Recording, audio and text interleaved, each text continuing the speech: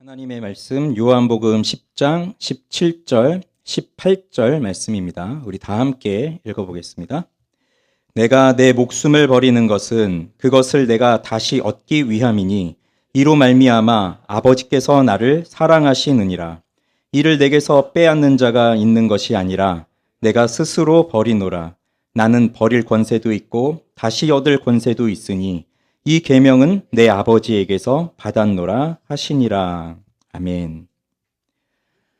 성경은 하나님과 우리의 관계를 혹은 그리스도 예수와 우리의 관계를 목자와 양의 관계로 말할 때가 참 많이 있습니다. 예수님은 이 땅에 오셔서 고생하며 기진하는 사람들을 불쌍히 여기셨는데 그 이유는 목자 없는 양과 같다고 했기 때문이었습니다. 목자 없는 양은 제대로 살아갈 수가 없습니다. 먹을 것을 제때 먹지 못할 뿐더러 언제든 맹수들의 밥이 되기 십상이기 때문이죠.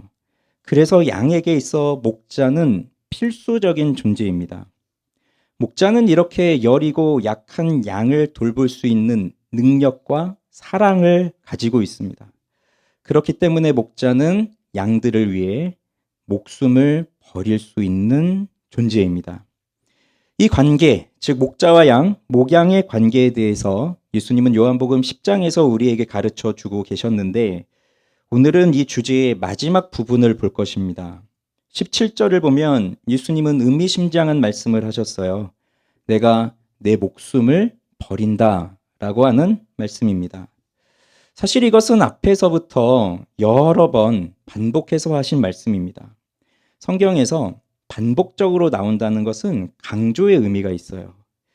그러니 목양의 관계를 말하면서 내 목숨을 버린다는 것을 반복하셨다는 것은 예수님께서 이 부분을 강조하고 계시다는 겁니다.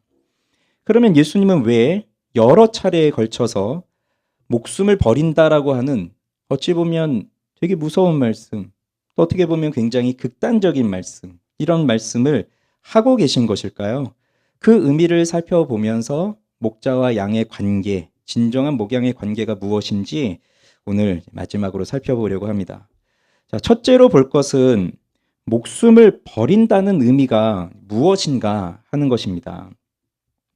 당시 예수님의 말씀을 듣고 있는 사람들과 지금 여기서 요한복음 10장을 읽고 있는 우리들 사이에는 큰 차이가 있어요.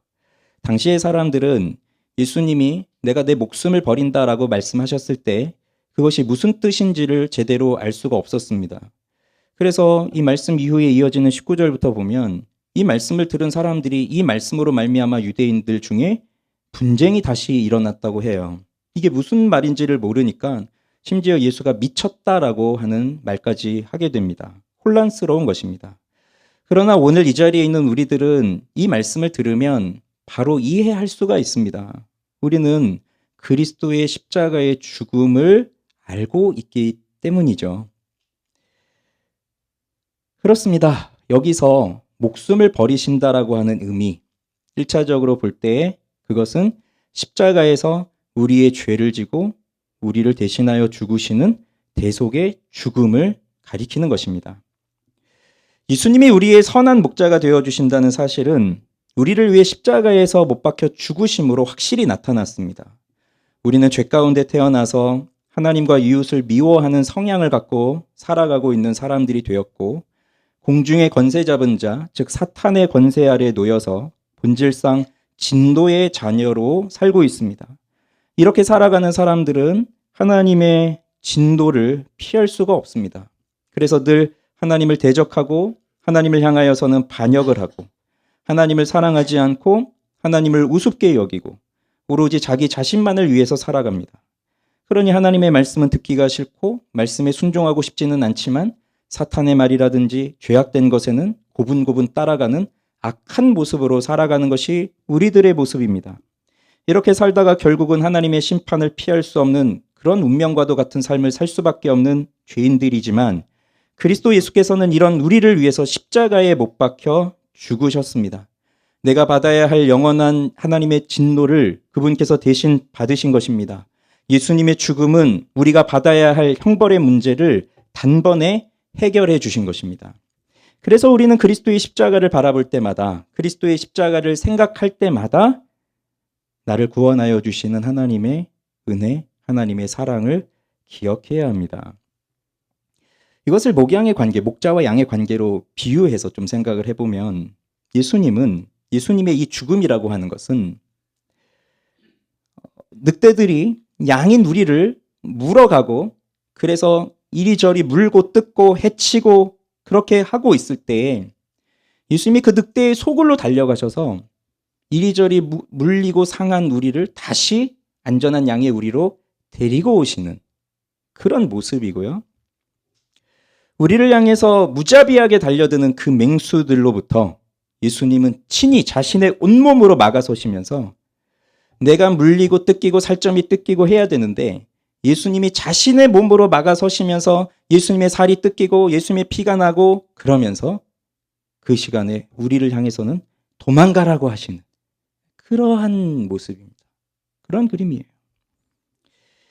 그래서 십자가의 구원은 단지 과거의 죄를 용서해 주셨습니다. 그것만이 아니라 또 앞으로 나는 천국에 가겠죠. 그런 태도만이 아니라 지금 현재적으로 내가 누려야 할 구원의 기쁨이라고 하는 거예요. 예수님이 십자가에 죽으신 그 의미는 바로 여기에 핵심이 있습니다. 내가 지금 현재적으로 그 십자가의 은혜를 누리고 있는 것, 그 구원의 기쁨을 누리고 있는 것. 그래서 내가 예수님의 양이다. 예수님은 나의 목자이시다. 그것을 알고 그것을 믿고 살아갈 때 우리는 그 십자가에서 보여주신 구원의 은혜와 감격을 지금도 현재적으로 날마다 누리면서 살아갈 수가 있는 거예요. 또 이뿐만이 아닙니다. 예수님은 우리를 위해서 십자가에서 죽으셨지만 그 전에, 예수님이 죽으시기 전에 이 땅에 살아계셨을 동안에도 우리를 위해 목숨을 버리는 삶을 사셨어요. 예수님이 하나님의 아들이십니다. 하늘의 모든 권세와 영광을 버리시고 이 땅에 오셨어요. 그리고 당신의 백성들을 위해 친히 자신을 내어주셨는데 배고픈 자들을 먹이시고 가난한 자들을 위로하시고 병든 자들을 고쳐주시고 하나님 나라의 복음을 가르치시면서 사셨는데 그렇게 사셨던 예수님의 사역은 피곤에 지칠 정도로 이어진 사역이었습니다. 밤늦도록 사람들을 만나고 병자들을 고치시고 하나님 말씀을 가르치시고 그렇게 늦은 시간에 잠자리 드셨지만 피곤한 몸을 이끌고 새벽 아직 해가 뜨기 전에 이미 일으키셔서 한적한 곳에 나가 기도하시고 그리고 또 하루를 사람들을 만나고 가르치고 하면서 사셨던 그러한 삶이셨어요. 즉 세상에 살아계시는 동안에도 목숨처럼 우리들을 사랑하신 삶을 사셨던 겁니다. 그렇게 양떼들을 돌보신 거였어요. 이렇게 예수님께서 행하셨던 이 살아계시면서 행하셨던 모든 일들도 목숨을 버리는 것과 같은 일이셨고 마지막에 십자가에 못 박혀 죽으심으로 정말로 자신의 목숨을 내어주신 겁니다. 버리신 겁니다. 그럼 예수님이 이렇게 목숨을 버리시는 이유가 무엇일까요? 두 가지로 생각할 수 있어요. 첫째 이유는 예수님께서 가지고 계신 최고의 가치가 자신의 목숨이 아니라 양떼들의 생명에 있기 때문입니다. 예수님의 최고의 가치는 자기 자신의 생명이 아니라 양떼들의 생명, 그것을 최고의 가치로 두고 사셨기 때문이에요. 자, 예수님이 오신 목적, 우리는 다 말할 수 있죠, 이제. 선한 목적, 예수님이 오신 목적은 무엇입니까? 두 가지. 생명을 얻게 하고 더 풍성히 얻게 하려는 것이다. 이것을 위해서 선한 목자는 어떻게 한다고 했습니까? 11절에서 목숨을 버린다고 했습니다. 하나님의 아들이신 예수님께서 이 땅에 오시려면 얼마든지 편안하게 사시도록 오실 수 있어요. 그렇지 않겠습니까? 이 당시 사람들은 그토록 메시아를 기다리고 있었습니다. 그럼 사람들이 고대하고 있는 메시아의 모습으로 이 땅에 오셨다면 그래서 저 초라한 마구간이 아니라 화려한 왕궁에서 태어나시고 이름도 모르는 저 어디 시골에 있는 목수의 아들이 아니라 왕권을 가지고 있는 왕의 아들로 태어나셨다면 그분은 정치적으로나 군사적으로나 권위와 능력을 가지고 사람들을 데리고 사람들에게 칭송을 받으면서 이 일을 하셨을 겁니다. 그러한 권위와 그러한 능력을 가지고 사람들을 가르치시고 고치시고 치료하시고 얼마든지 하실 수 있잖아요. 그런데 예수님은 그렇게 하지 않으시고 가장 낮은 곳으로 오셨어요. 우리와 같이 가장 낮은, 가장 초라한 곳. 그렇게 오셔서 무엇을 강조하셨느냐? 내가 내 목숨을 버리노라. 이것을 강조하십니다. 그러니 예수님에게 있어서 가장 소중한 가치는 자신이 편안하게 살고 자신의 생명이 보존되고 사람들에게 칭송을 받고 이런 것에 있는 것이 아니라 바로 우리들, 바로 나에게 있으셨다는 얘기예요. 그럼 여러분 한번 생각해 보세요. 나는 누구입니까? 여러분 나를 어떻게 생각하십니까? 여러분 자신을 어떻게 생각하세요? 난 누구라고요? 예수님이 가장 소중히 여기시는 최고의 가치라는 겁니다. 내가. 왜 그렇습니까? 하나님이 나를 불러주셨으니까. 그런데 솔직히 나는 하나님께 부름을 받을 만한 자격이 없어요. 어릴 때야 좀 세상을 보는 게 이제 세상을 좀 덜 살아보다 보니 좀 낙관적으로 생각할 수 있습니다. 그래, 나 같은 사람 정도 하나님이 택하여 주실 수 있겠지.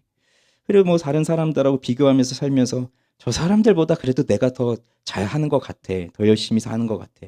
나는 더 착한 것 같아. 이런 생각하면서 그냥 하나님이 나를 불러주실 것이라고 하는 막연한 기대감 정도는 어릴 땐 충분히 가질 수 있지 않겠습니까? 그런데 지금 이곳에 있는 우리들 정도 나이가 돼서 살다 보면 인생을 살아보셨잖아요.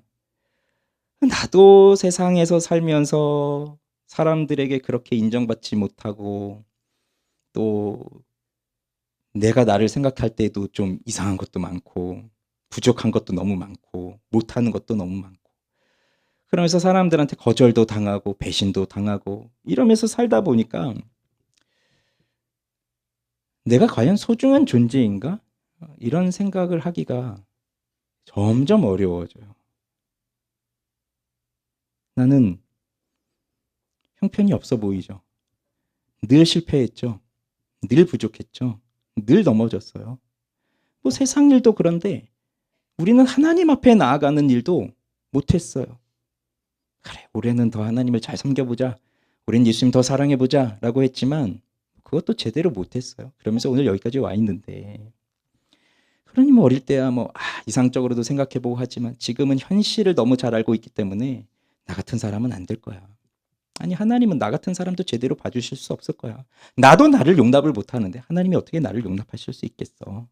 그러면서 하나님이 나를 포기하셨구나. 그리고 내가 살고 있는 현장을 보면 더더욱 그런 확신이 들어요. 하나님 나를 포기하셨구나. 그런데 다시 말씀드리지만 하나님은 그 누구도 포기하지 않으십니다. 그 누구도 포기하지 않으세요. 하나님은 여기 있는 우리를, 나 한 사람을 있는 그대로 보십니다. 그대로 보세요. 근데 그게 또 더 무섭죠. 그대로 본다는 게. 우린 사람들 앞에서 감출 건 감추고 숨길 건 숨기면서 살지만 하나님 앞엔 감출 것도 없고 숨길 것도 없어요. 근데 그걸 다 아신다고요. 그러니 내가 얼마나 악한 생각을 품고 있는지, 얼마나 위선적으로 살고 있는지, 얼마나 죄를 범하고 있는지 하나님 다 아시고요. 반면에 또 이것도 아십니다. 그렇게 내가 연약하고 죄악으로 가득 차 있지만 그럼에도 나는 하나님을 사랑하고자 노력하고 하나님 말씀대로 순종하면서 살려고 애쓰고 있다는 것도 하나님 알고 계세요. 그러면 죄를 짓는 나, 하나님 말씀대로 사는 나, 도대체 누가 나입니까? 누가 나인가요? 진짜 나는 누구인가요?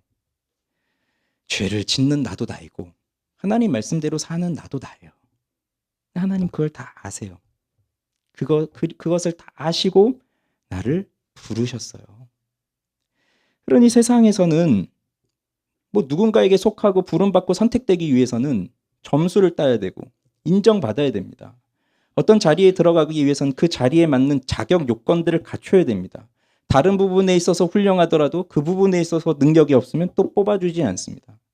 이런 것들이 우리 머릿속에 가득 차 있기 때문에 하나님이 나를 부르실 때에도 그런 조건으로 나를 부르신다고 자꾸 생각해요.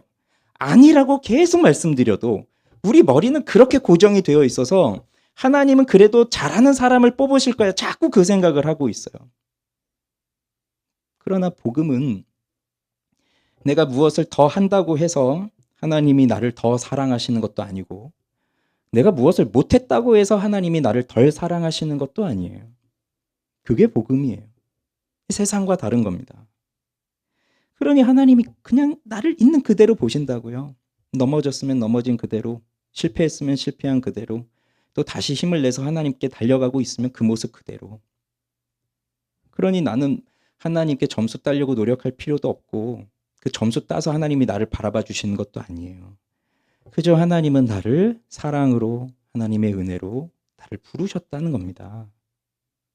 그리고 이런 나를 그 아들에게 맡기셨어요. 그 아들 예수 그리스도에게 맡기셨어요.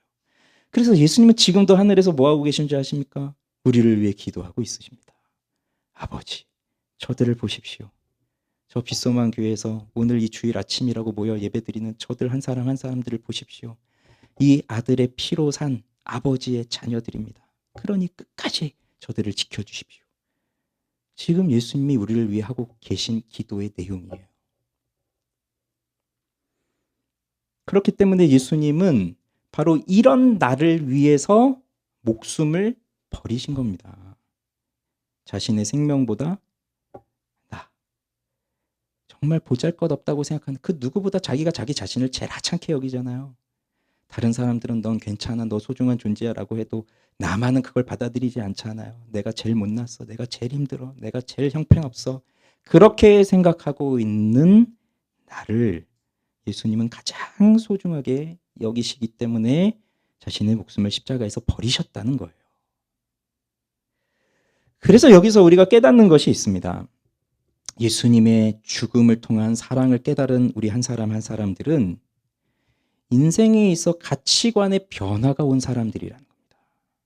예수님이 자신의 생명보다 양떼들의 생명을 더 소중하게 여기셨듯이 예수를 만난 우리 한 사람 한 사람들도 인생의 가치가 바뀐 사람들입니다.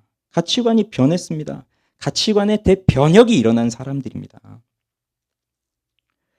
존 파이퍼 목사님은 설교 중에 삶을 낭비하지 말라는 책도 있어요. 그 책 속에 그 설교 중에 이런 말씀을 하시는데 들어보세요. 2000년 4월, 좀 오래됐죠? 루비 엘리어슨과 로라 에드워즈라고 하는 두 여성이 아프리카 카메룬에서 자동차 사고로 죽었습니다. 그 자리에서 즉사를 했습니다. 루비는 80세가 넘는 여성이었고 평생 독신으로 살면서 하나님 나라의 복음을 위해서 수고하던 사람이었고, 로라도 80세에 가까운 여성이었는데 이 여성은 의사였어요. 루비를 도와서 카메룬에서 하나님 나라의 일을 하고 있었습니다. 그런데 자동차 사고로 인해서 갑작스럽게 그 자리에서 바로 죽었어요. 자, 이 이야기와 1998년, 또 더 오래됐네요. 리더스 다이제스트라고 하는 그 옛날에 그 잡지 아시는 분들 계실 거예요. 그 잡지에 실린 어느 부부의 이야기인데, 남편은 59세에 아내는 51세일 때 직장에서 조기 은퇴를 했습니다. 은퇴 후에 플로리다에서 아주 편안한 노후 생활을 하고 있다. 9m짜리 요트를 타고 낚시하고 해변가에서 소프트볼을 하고 조개 껍질을 줍고 사는 아주 이상적이고 낭만적인 노후 생활을 보내고 있는 그 이야기가 실렸는데, 자, 이 두 이야기를 하면서 존 파이퍼가 묻습니다. 누가 더 비극적인가요? 누가 더 비극적인가요? 묻습니다. 여러분은 어떻게 생각하십니까?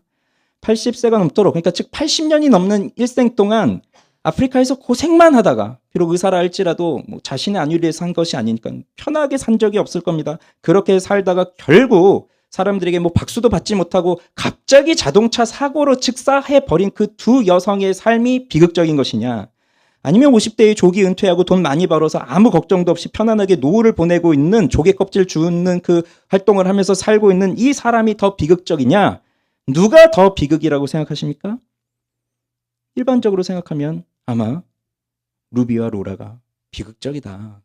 야, 평생 그렇게 고생만 했는데 죽을 때도 저렇게 비참하게 죽다니. 반면에 그 일찍 은퇴하고 편안하게 사는 노후를 누리면서 사는 그 사람들은 동경의 대상이잖아요. 부럽다. 야, 우리도 저렇게 살고 싶다. 야, 나도 이제 50세에 일 그만두고 평생 먹고 살 걱정할 것 없이 바닷가에서 편안하게 지내고 여행이나 다니고 그러고 다니면서 참 살면 좋겠다. 뭐 그렇게 살잖아요. 그걸 원하잖아요. 그러니 이 로라와 루비 이 여성이 비극적이라고 생각하지만 존 파이퍼 목사는 단호하게 말합니다. 누가 더 비극적이냐? 이 노후를 즐기는 여성들. 이 노후를 즐기는 이 부부. 이들이 더 비극적이다. 왜 그런지 아십니까? 심판의 위대한 날에 그리스도 앞에 섭니다. 그러면 이 부부는 그리스도 앞에 서서 그 심판날에 그리스도 앞에 서서 주님 보세요. 제가 은퇴하고 주운 조개 껍데기들입니다. 예쁘죠? 주님 앞에 서서 그리스도 앞에 서서 할 말이 고작 그건 거예요. 주님 보십시오. 제가 이렇게 여행 다녔습니다. 제가 이렇게 조개 껍데기 주웠습니다. 제가 이렇게 돈 많이 벌었습니다. 제가 이렇게 편하게 살았습니다. 제가 이렇게 좋은 집에서 살았습니다. 남들도 다 부러워하는 삶을 살았습니다. 얼마나 멋지지 않습니까?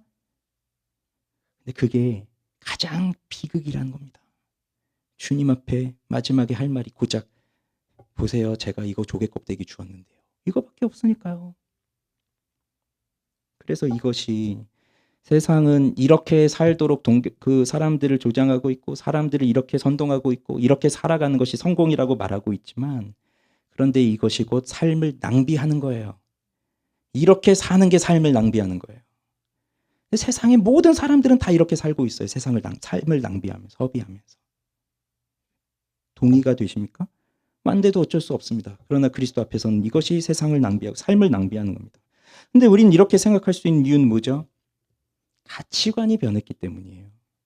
내가 예수를 만나기 전엔 그런 삶을 동경하면서 살았고 그런 사람들을 부러워하면서 살았지만 그리고 죽을 때까지 늙어서까지 그렇게 고생하고 선교 다니고 전도하고 이런 거 별로 좋아 보이지 않으니 그건 젊었을 때나 하고 나중엔 좀 쉬어야지 이런 생각하면서 살았던 나이지만 예수를 분명히 만나고 나니까 이제 가치관이 완전히 바뀌어버려서 나는 이제 예수를 위해 삽니다. 그 삶을 낭비하지 말라라는 그 책 속에 이게 존 파이퍼 목사님 어릴 때 집에 걸려있던 액자에 있는 문구였는데 다만 한 번뿐인 삶 곧 지나가리. 다만 남는 것 그리스도 예수 위한 일이리. 제가 20대 초반에 이 글을 읽고 마음에 팍 새겼거든요. 다만 한 번뿐인 삶 곧 지나간다.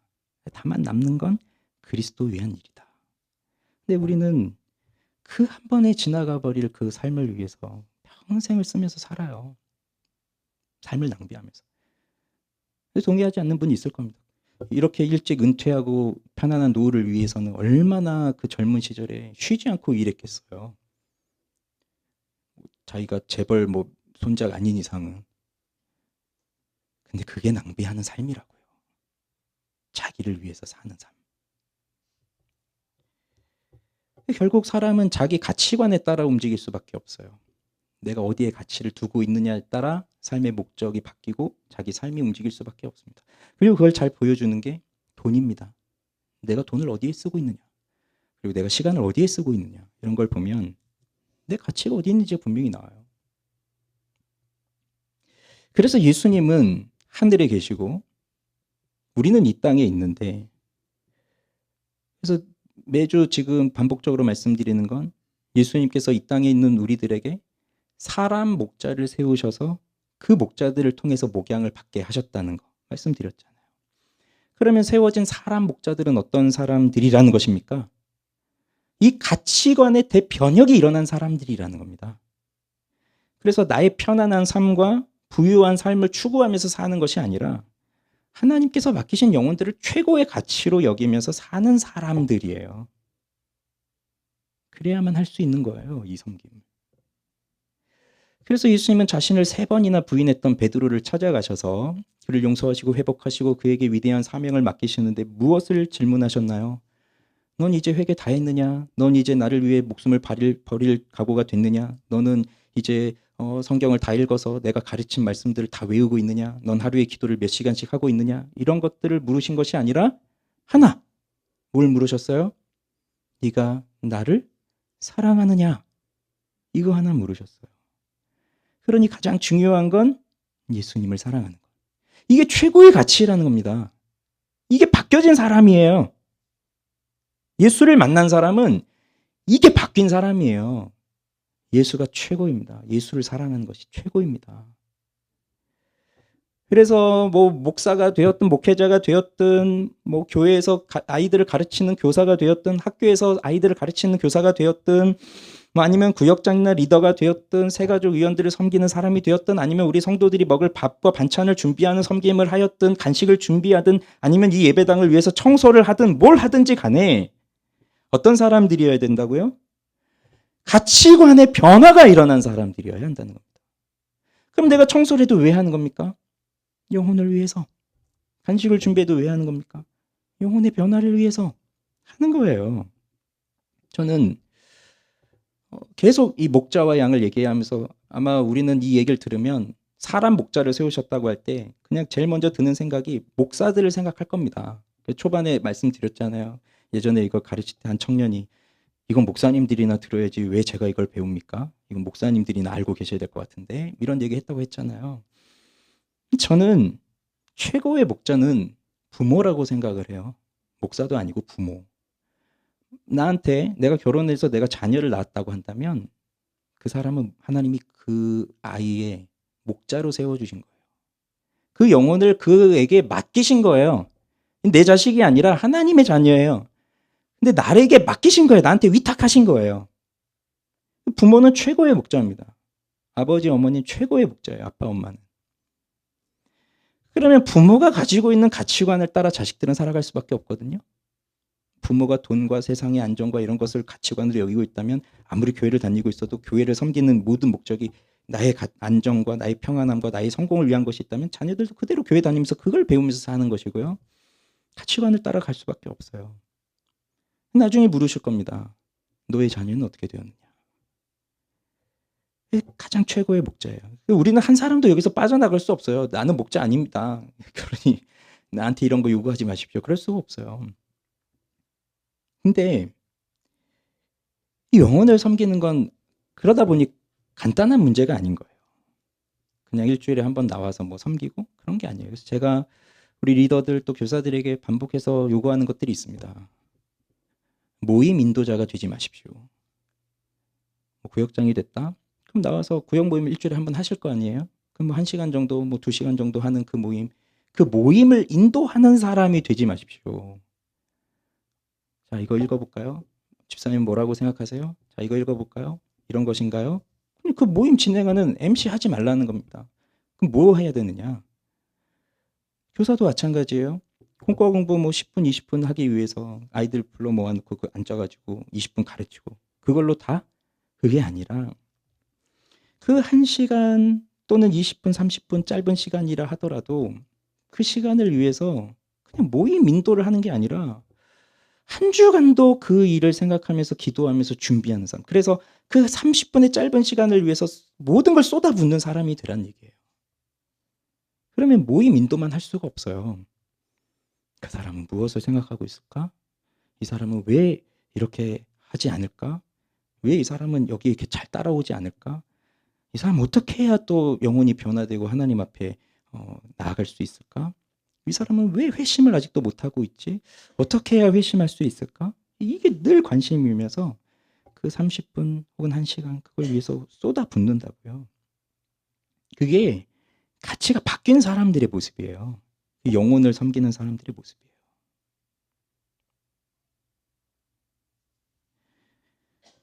그래서 우리의 여기 이제 영혼들을 섬기는 분들도 계시고 뭐 아직 아니신 분들은 앞으로 섬기실 거니까 자, 우리 모두는 다 우리의 최고의 가치가 예수 그리스도가 되게 해달라고 기도해야 합니다. 하나님을 기뻐하는 삶이 우리의 최고의 인생의 목적이 되도록 삶의 목적이 되도록 기도해야 합니다. 그럼 하나님이 우리의 마음을 바꾸시고요. 가치관을 바꾸세요. 이게 회심의 결과예요. 예수 만나면 바뀔 수밖에 없어요. 내가 바꾸려고 하는 게 아니라 바뀌어요. 하나님 바꾸시기 때문에. 자, 두 번째. 예수님은 왜 생명을 버리셨느냐? 그 두 번째 이유는 생명을 다시 얻기 위함입니다. 그래서 17절에 내가 목숨을 버리는 것은 그것을 내가 다시 얻기 위함이다라고 말했습니다. 예수님이 목숨을 버리시고 목숨을 다시 얻는다는 거, 이 당시 사람들은 모르겠지만 우리는 또 이걸 보면서 압니다. 뭐죠? 부활. 예수님이 목숨을 버리셨지만 다시 얻으시잖아요. 다시 살아나세요. 다시 부활하세요. 부활하셔서 승천하시고 하나님 우편에 앉아 계시다가 다스리시고 이 땅의 심판주로 영광스러운 재림주로 이 땅에 다시 오십니다. 이 영광으로 이루어집니다. 그러니 지금은 고난과 시련과 아픔과 죽음이 있지만 이것이 지나고 나면 더 큰 영광이 넘치는 미래가 있다는 소망. 그 예수 그리스도는 그것을 그 소망을 보고 있는 것이고 이건 우리에게도 마찬가지입니다. 이건 우리가 품고 있어야 할 소망이에요. 이 영혼을 섬기는 자들이라면 이런 소망을 가지고 살아야 합니다. 우리가 교회에서 영혼을 섬깁니다. 교회에서 어떠한 수고를 합니다. 그러면 왜 합니까? 뭐 이거 해서 내가 돈을 벌려고 하는 건가요? 일확천금을 얻을 수 있다고 생각하세요? 영혼 섬긴다고 보수가 주어지겠어요? 아까 1부 때는 그런 얘기 했습니다. 교사들은 교사를 섬기기 위해서 아침 일찍 일어나서 일부 예배를 먼저 드리고 그다음 지금 이제 아이들하고 저렇게 같이 예배를 드리는데 그럼 남들보다 더 이른 시간에 나와야 되고 남들보다 더 늦은 시간까지 교회에 있어야 되고 남들보다 더 많은 수고를 해야 되는데 그렇게 하면 교회에서 뭐 보수를 주냐? 학부모들이 보수를 주냐? 뭐 사례를 주냐? 그런 거 아니잖아요. 오히려 내 돈이 더 들어요. 애들 간식을 사주려면 내 돈으로 내야 되고 그 다음에 우리 애들 또 고민이 얼마나 많아요. 또 우리 청소년들 그럼 또 상담이라도 해주려면 내 시간 쏟아야 되고 뭐 교사들만 그런가요? 우리 리더들이나 뭐 새가족이나 다 마찬가지입니다. 내가 내 돈을 쓰고 내 시간을 쓰고 하면서 하는데 또 사람들의 이야기를 듣잖아요. 우리 리더들만 되더라도 소그룹 리더만 되더라도 벌써 한 명 한 명들의 이야기를 듣잖아요. 그럼 또 원치 않게 또 상담을 해줘야 될 때도 있어요. 그러면 가끔씩 이럴 때도 있습니다. 뭐 목회자도 마찬가지고 내가 목사인지 내가 부부 상담 전문가인지 내가 리더인지 내가 부동산 조언가인지 뭐 헷갈릴 때가 있어요. 뭐 부부 문제, 자녀 문제, 부동산 문제, 직장 문제, 뭐 사업 문제 모든 걸 다 안고 오시니까 건강, 특히 건강. 그만큼 섬기는 영역도 다각도예요. 모든 영역을 다 우리는 하고 있다고요. 그런데 사실 우리가 뭐 전문가는 아니잖아요. 그래도 최선을 다해서 성심껏 함께 상담하고 조언해주고 기도해주고 합니다. 근데 문제가 뭔지 아세요? 그래도 바로 해결되지 않는다는 거예요. 내가 아무리 이렇게 얘기해줘도 그렇게 하지 않고요. 내가 얘기한 대로 해도 또 되지 않는 경우도 많아요. 그러니까 어려운 거예요. 내가 쏟아부은 만큼 결과가 나오면 그러면 아 이렇게 하는 거지 하면서 기뻐하면서 할 텐데 교회를 섬기고 영혼을 섬기는 건 내가 쏟아부은 만큼 안 돼요. 오히려 더 밑 빠진 독에 물 붓는 것처럼 그냥 싹 빠져나가요. 어쩌면 이 영혼들은 변화가 되지 않는지 늘 똑같아. 아무리 하나님 말씀 읽으라고 해도 안 읽어요. 책 읽어라 해도 안 읽어요. 아무리 기도하라 해도 기도하지 않아요. 아무리 염려하지 말고 하나님께 붙들고 나오라 해도 안 그래요. 어쩌면 그렇게 변화가 안 되는지. 그러면 목회자도 리더도 시간이 지나면요. 나는 안 되는구나 이런 생각을 하게 돼요. 나는 못하는구나. 내가 할 수 있는 게 아니구나.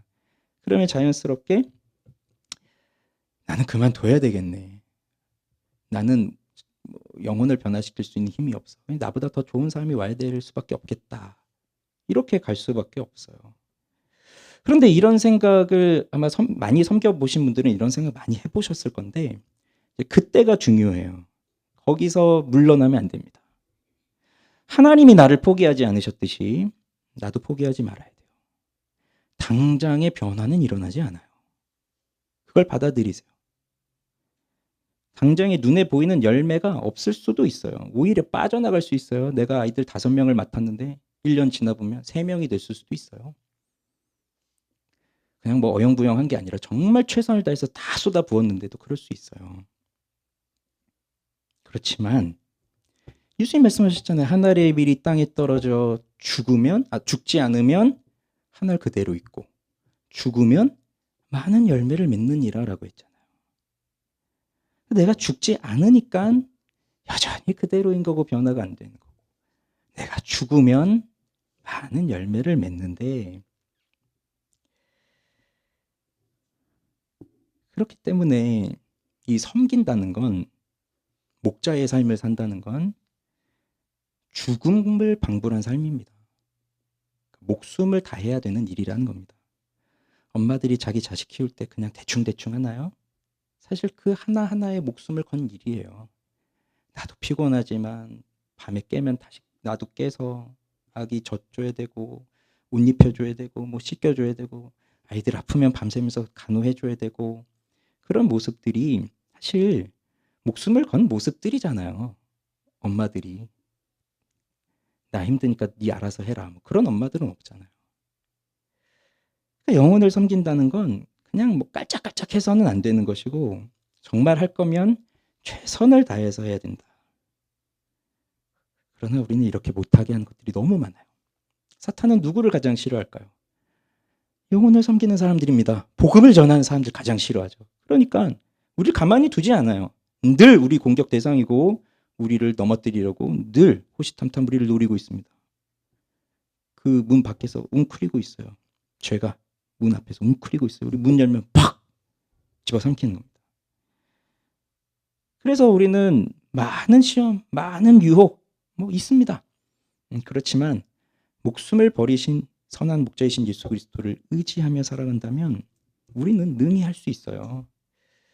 그렇게 살아갈 때, 그러니까 우리가 내 목숨을 던질 정도로 그렇게 살아갈 때 생명을 다시 얻는다는 겁니다. 이것이 하나님이 주시는 놀라운 위로예요. 그 위로가 무엇일까요? 오늘 말씀하죠. 아버지가 나를 사랑하시느니라. 이거예요.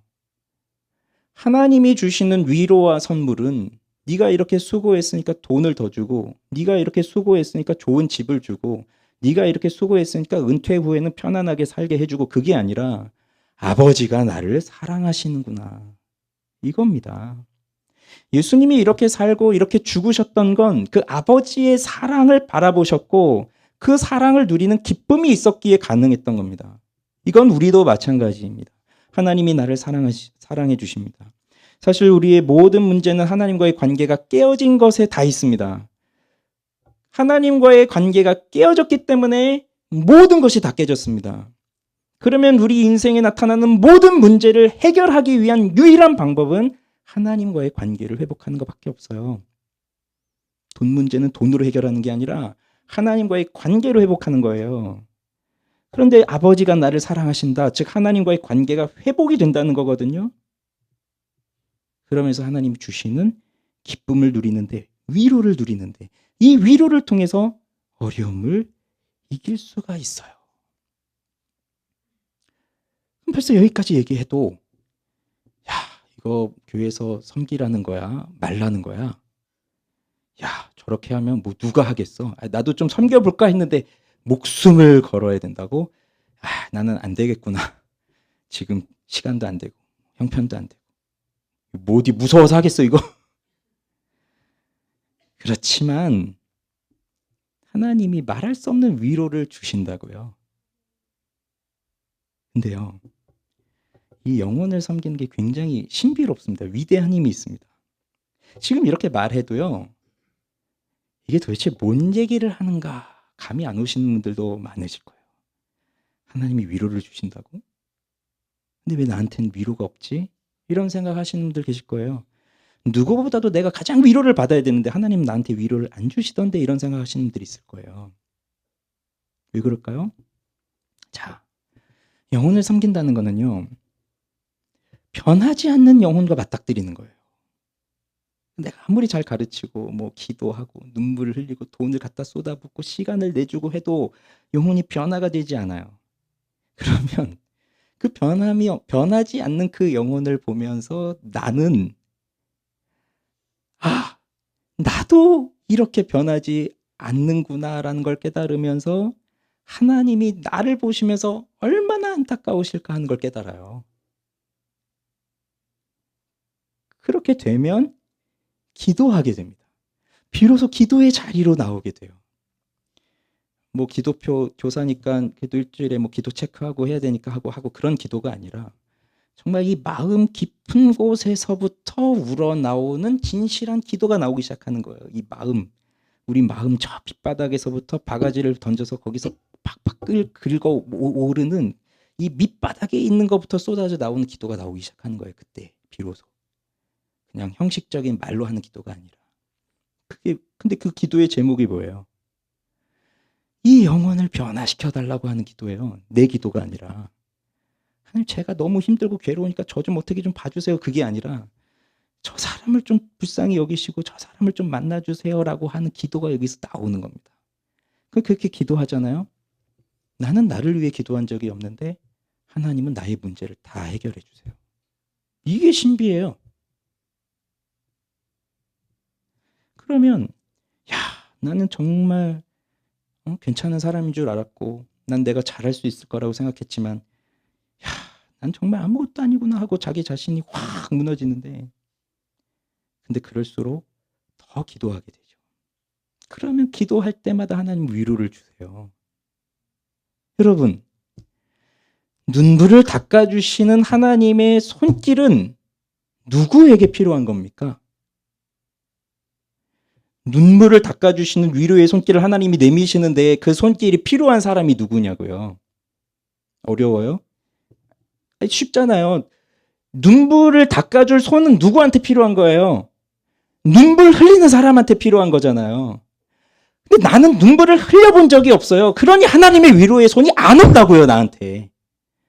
나는 눈물을 흘려본 적이 없고 나는 영혼을 위해 괴로워해 본 적이 없는데 하나님이 나한테 나는 그러니 위로도 필요가 없는 사람이 눈물을 안 흘리는데 무슨 눈물을 닦아줄 손이 필요합니까? 이 영혼 때문에 가슴 애달파하면서 막 절절히 끓는 그런 게 없는데 하나님이 가셔서 괜찮다, 내가 너와 함께한다, 이런 위로를 왜 주시겠어요? 그런 필요가 없. 이 사람은 눈물도 안 흘리고 정말 자기 자신을 위해서 잘 살고 있는데 무슨 위로가 필요해요? 근데 우리가 원하는 건 내가 지금 이렇게 힘드니까 나한테 돈 주시고 나한테 이거 해주시고 그것만 찾고 있어요. 하나님 그런 거 안 주신다고요. 아니, 하나님을 위해서 섬기고 눈물도 흘리고 괴로워하고 해야 하나님이 눈물도 닦아주시고 내가 늘 너와 함께한다 이렇게 하시는 거지. 맨날 나를 위해서 주구장창 뭐 일하고 있는데 하나님 안 도와주신다고 나를 위로 안 해주시네요. 나를 사랑하지 않네요. 이러고 있으면 뭐 하나님도 어쩌겠습니까, 그거를. 아니, 눈물을 흘려야 눈물 닦을 손을 내보내 주시고 마음 아파야 그 마음을 쓰다듬은 손을 이렇게 보다듬어 주실 텐데. 그러니까요. 이게 놀라운 일이라고요. 그래서 위로는 하나님 앞에서 살아가는 사람들이 받는 거예요. 하나님 앞에서 정직하게, 진실하게. 내가 그렇게 살지를 않으니까 뭐 위로, 소망, 사랑, 사실 이런 게 잘 안 느껴지는 겁니다. 우리는 이러한 소망을 갖고 사는 사람들이 되기를 바래요.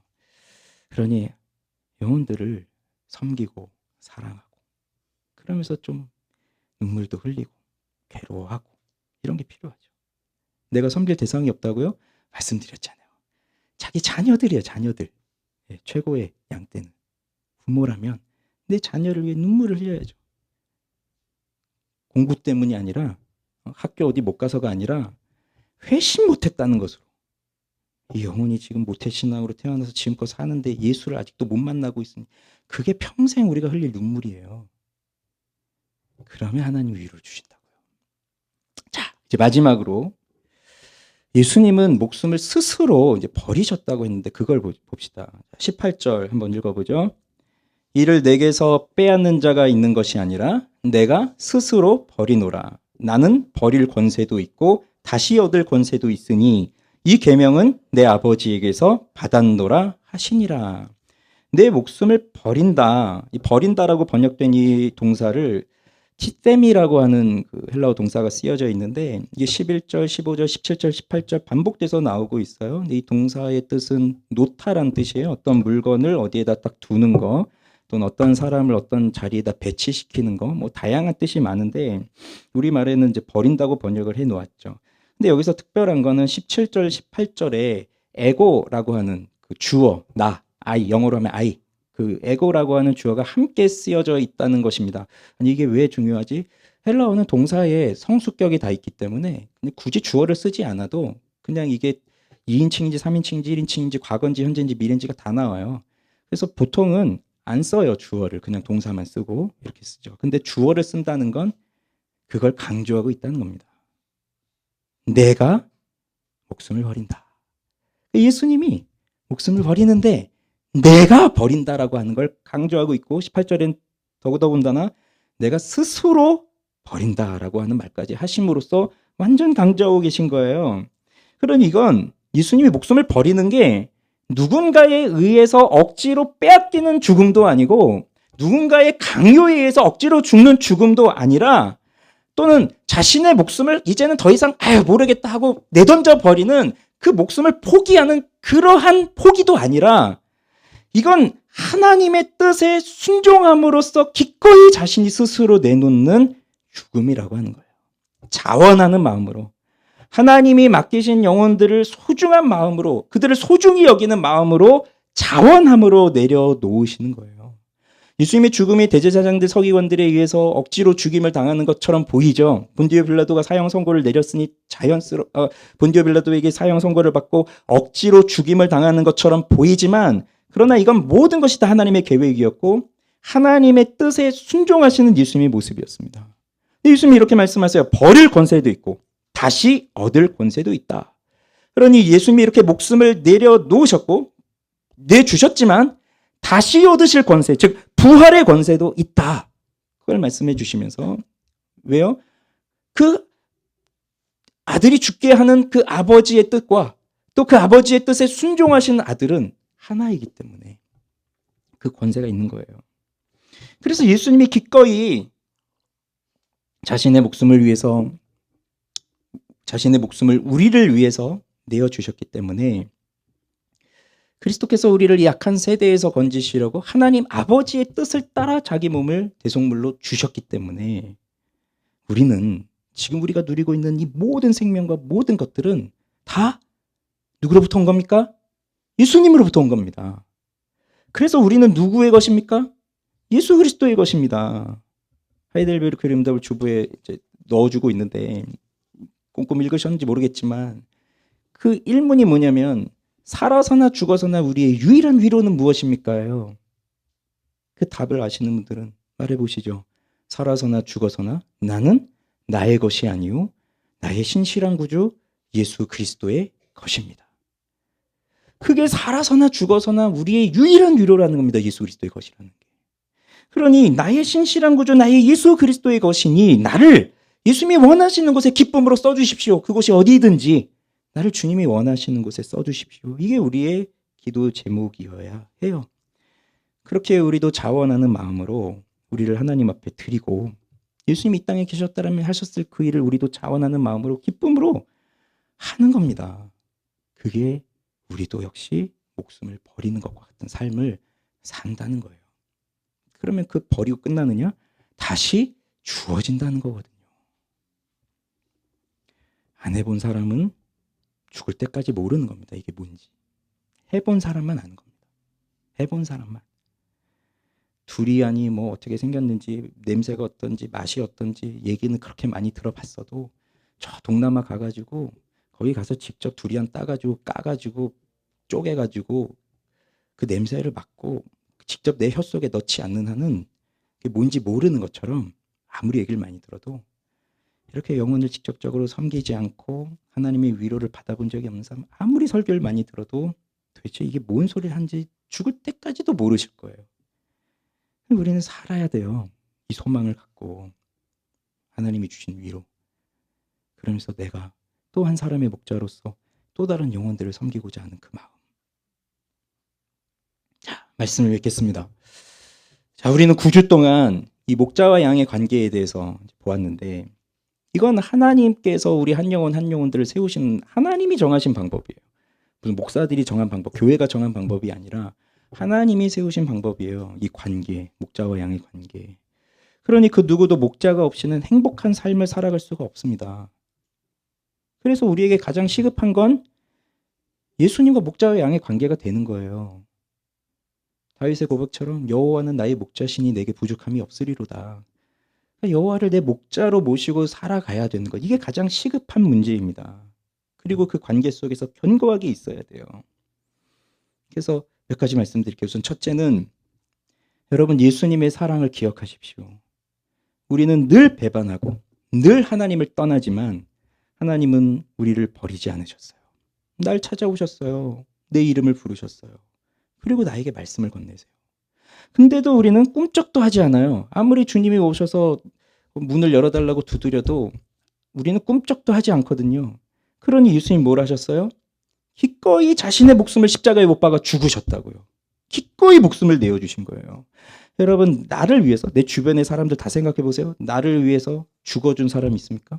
실제로 목숨 내버린 사람 있어요? 나를 위해서? 우리가 사는 이 인간관계 속에서는 다 자기 유익을 위해서 인간관계를 맺고 삽니다. 그렇지 않나요? 나에게 유익이 되면 어떻게든 친해져 보려고 하고, 그렇게 하다가도 이제 나한테 별로 유익이 안 되고 손해볼 것 같으면 또 단번에 그냥 끊어버리고, 이게 우리 사람들과의 관계예요. 누가 나를 위해서 바보처럼 목숨도 버리고 자기 거 손해보고 이런 사람이 우리에게 누가 있습니까? 예수님이 나에게 이런 사랑을 베푸신 거예요. 나한테. 근데 난 그런 자격도 없는데. 그러니 그 예수님의 사랑이 뭔지를 모르겠다 하시는 분들이 여기 혹시 계신다면, 난 아직 내가 회심하지 못한 것 같습니다. 내가 예수를 분명히 믿고 있는지 못한 것 같습니다. 내 가치관이 변화되지 못한 것 같습니다. 라고 하는 분들이 계시다면 간곡히 다시 말씀드립니다. 마음의 교만을 내려놓고 나는 그저 연약한 한 마리의 양에 불과하니 예수님, 내 목자가 되어주십시오.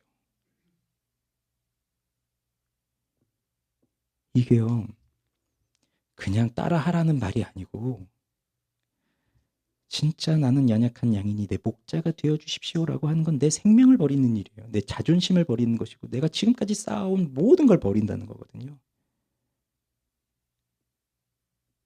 그렇게 하셔야 돼요. 그래서 나를 인도해 주십시오. 그러면서 예수님의 사랑을 기억하시고 기도하세요. 두 번째는, 예수님의 목자로 모시고 사는 사람들에게는 내가 또 다른 사람을 섬기는 목자가 되었다는 사실을 꼭 기억하시고 나에게 목양의 현장을 주셨다는 것으로 감사하기 바랍니다. 난 이 부름에 합당한 사람이 아닙니다. 내가 뭐 교사로 섬길지 리더로 섬길지 찬양팀으로 섬길지 뭐 목사가 되든 전도사가 되든 뭐가 되든 나는 이 자리에 있을 자격이 없습니다. 그런데 나를 세워주셨습니다. 그러니 나한테 내가 섬기는 이 현장, 내가 그래도 기도할 수 있는 영혼들을 주셨다는 건 비록 그들이 나를 그리 좋아해 주지 않고 때로는 뭐 나에 대해서 안 좋은 얘기도 퍼뜨릴 수 있고 뭐 나에 대해서 좀 싫어할 수도 있고 미워할 수도 있겠지만, 그런데 그렇게 나에게 이 영혼들을 만나게 하신 것, 그것으로 인해서 감사할 수 있어야 돼요. 내가 섬기는 이 현장은 목장이라고 합시다. 양을 치는 그 목장. 이 목장은 이거 내 영혼의 상태를 보여주는 거예요. 그게. 그래서 양들이 밥을 제대로 못 먹어서 어, 살이 쫙쫙 마르고 뭐 병들고 이러면 그게 이 양들의 상태를 말해주는 게 아니라 목자의 상태를 말해주는 거라는 겁니다. 모였는데 하나님의 사랑이 식었어요. 모였는데 뭐 하나님에 대한 관심도 별로 없어요. 모였는데 우리 같이 진리를 나누고자 하는 것도 없어요. 그러면 이건 그만큼 또 내 영혼이 뒤로 물러나 있는 거구나. 그래서 내가 섬기는 내 목양의 현장은 내 영혼을 보여주는 거울과 같아요. 그걸 보면서 실망하는 게 아니라 더 기도하게 하는 거죠. 그래서 이 사람이 변화되어야 하는데 사실 변화되어야 될 건 나라는 겁니다. 내가 변화되어야 되는구나. 내가 아직도 고집을 못 버리고 있구나. 그러면서 기도하는 거고요. 그럼 세 번째는 우리에게 이 교회를 주심에 대해서 감사하십시오. 많은 사람들이 아직도 교회를 만나지 못해서 또 목자를 만나지 못해서 예수를 잘 믿고 싶은데도 그게 안 되는 사람들이 많아요. 뭐 교회에서 이런저런 일들로 상처받고 뭐 사람들로 인해서 어려움을 당하고 했던 사람들이 의외로 많아요. 그런데 또 나에게 교회를 주시고 또 목회자의 돌봄을 받을 수 있도록 하시고 또 다른 양들과 함께 신앙생활을 할 수 있도록 나를 이곳에 불러주시고 인도하여 주신 것에 대해서 감사하고 내가 섬길 수 있고 섬김을 받을 수 있다는 것에 감사하십시오. 물론 내 옆에 있는 사람이 다 완벽하지 않고 저도 완벽하지 않고 우린 서로 상처를 줄 수밖에 없는 또 그런 관계이지만 이렇게 있는 것으로 인해 또 감사하고, 그러면 우리의 선한 목자이신 예수님이 우리를 인도해 주십니다. 지금은 비록 힘들고 괴롭고 고민이 많고 낙심이 된다 하여도 끝까지 믿음으로 이 길을 걸어간다면 우리에게 큰 상을 베풀어 주실 거예요. 그리고 네 번째는 목자를 위해 기도해 주십시오. 달리 말해 저를 위해 기도해 주십시오. 오늘 이 목자와 양 마지막 주제는 굉장히 무겁습니다. 목숨을 걸으라는 겁니다. 저도 9번 설교를 준비하면서 뭐 예전부터 같이 공부했고 뭐 알고 있었던 내용이지만 다시 한번 정리를 하면서 설교를 하는데, 목숨을 걸으래요. 오늘 제가 이렇게 소리를 쳤지만 그럼 나는 과연 목숨을 걸었는가? 난 여러분의 영혼을 위해서 목숨을 걸었는가? 난 무엇을 바쳤는가? 여러분들의 변화를 위해서 난 무엇을 희생하고 있는가?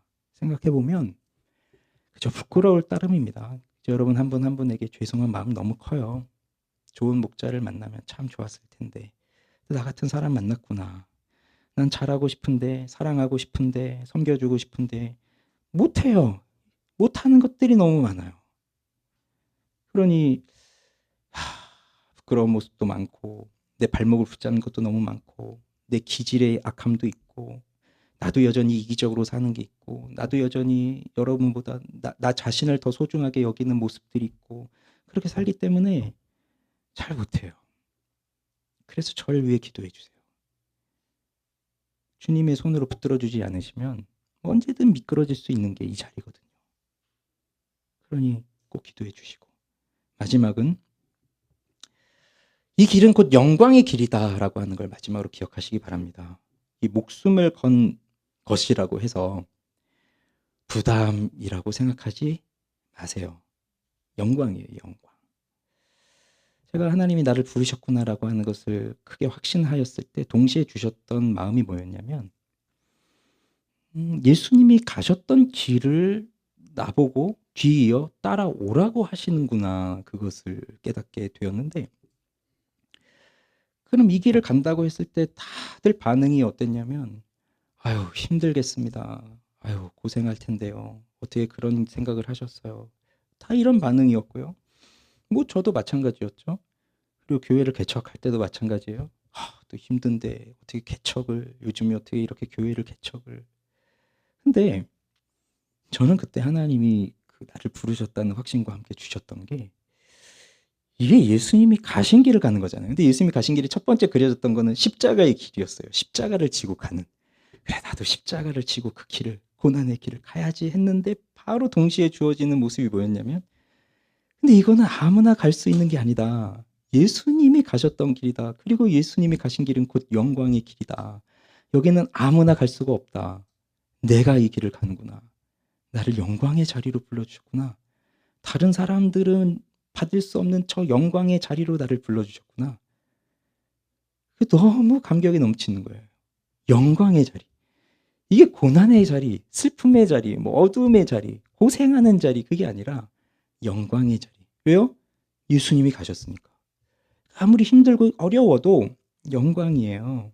그러면 이 길을 가는 사람들을 향해서 우리는 어떻게 해줘야 될까요? 어휴 힘들어서 어떡해요? 그게 아니라 잘하셨네요. 축복합니다. 영광의 길. 나도 가고 싶습니다. 이렇게 해야죠. 근데 여러분도 다 부르셨다는 겁니다. 그 길을 다 부르셨어요. 나를 이 길로 부르셨다는 걸 알게 되면 막 슬퍼서 막 그게 아니라 기쁨으로 날뛰면서 춤을 춰야 되는 거예요. 야, 나를 이 자리에 부르셨다니. 이겁니다. 그러니 우리가 이 목숨을 건 이 목양, 목자와 양의 관계, 선한 목자이신 예수 그리스도를 나의 목자로 모시고 나는 그분의 음성을 알고 그분의 말씀을 따라 살아가고 그분이 주시는 은혜와 진리를 통하여서 그분을 알아가는 기쁨 속에서 자라나면서 풍성한 생명을 누리고, 또 내가 이렇게 예수를 통해서 이곳에 들어왔으니 또 다른 영혼들을 나에게 맡겨주신다면 또 그들을 위해 기꺼이 내 목숨을 바칠 정도로 기도하고 사랑하며 섬기고 가르치고, 그렇게 하나님의 말씀을 배우고 가르치고 배우고 가르치고 그러면서 영혼들이 성장해 가고 변화되어 가고. 여러분 교회가 할 일은 이거예요. 교회에서 뭘 하려고 여기 모이신 겁니까? 이거 하기 위해 교회에 하나님 우리를 모이게 하신 거예요. 한 영혼의 변화를 위해서. 우리도 예수님이 우리를 위해 목숨을 버리셨듯이 우리도 그 예수님을 따라가면서 목숨을 건 목양을 힘써 다해가기를 바랍니다. 우리 함께 찬양으로 고백합니다.